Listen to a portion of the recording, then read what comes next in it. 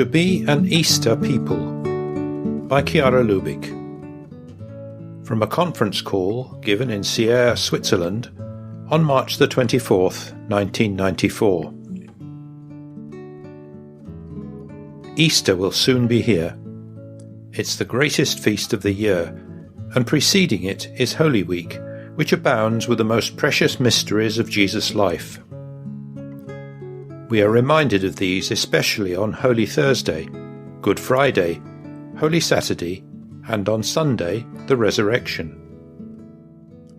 For us too, they represent central aspects of our spirituality, such as the mandate to live the new commandment, the institution of the priesthood and the Eucharist, the prayer for unity, the death of Jesus forsaken on the cross, Mary desolate, and the risen Lord.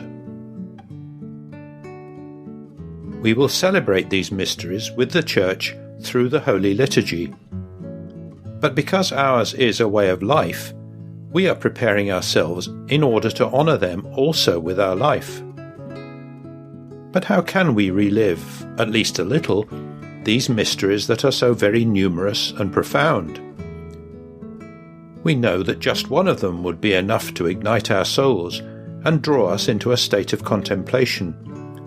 Just one of them would be enough to lead us to holiness, as we know. Furthermore, as part of the patrimony of our spirituality, various themes have been developed on these aspects. In fact, we have several small books written for our edification, which can be added to all the very valuable literature already published on each of these topics.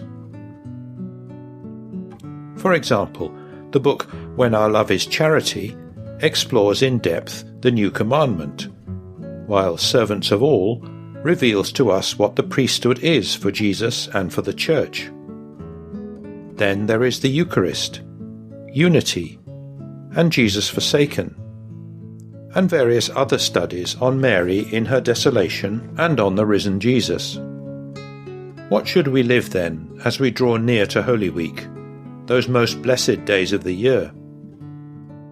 I think the best way to live all of them is to live Easter, that is, to allow the risen Lord to live in us. And in order for the risen Lord to shine out in us, we have to love Jesus forsaken and always be, as we say, beyond the wound, where charity is queen. Then charity will urge us to actively be the new commandment in action.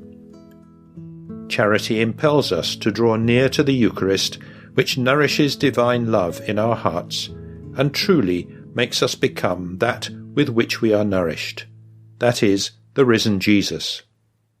Charity leads us to live in unity with God and with our neighbours.